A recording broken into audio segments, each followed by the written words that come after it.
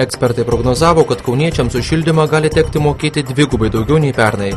Spėjimai rodos nepasitvirtino. Tačiau daugelis laikinosios sostinės gyventojų vis vien bus šokiruoti išvydę sąskaitas už šildymą.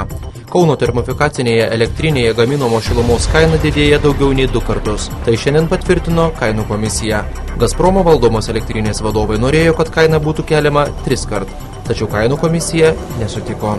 Pirmadienį ūkio ministerijoje vyko pasitarimas dėl to, kaip reikėtų skirstyti tokiose elektrinėse kaip Kaune pagamintas sąnaudas tarp šilumos ir elektros. Ir šito savo sprendimu iš dalies dalį šilumos sąnaudų priskiriam elektrai. Kauno valdžia skaičiuoja, jog galutinė kaina vartotojui kils nuo 14,5 cento iki 24 už kWh. Pavyzdžiui, iki šiol gyventojas mokėjęs už šildymą 200 litų, nuo gruodžio tikriausiai mokės apie 320 litų. Tai 24 centus be abejo didelė kaina. Kainas galima keisti kas pusę metų. Tai dabar, kad nebūtų tokio didelio šoko, aišku, būtų galima, priimtiniausia kaina būtų iki 23 centų. Ar tegul būtų ir 23. Galutinę kainą komisija turėtų patvirtinti kitą savaitę, kai savo skaičiavimus pateiks ir Kauno Energija.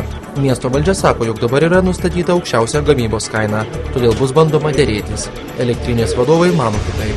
Metodika skamba ne viršutinės, o bazinės kainos.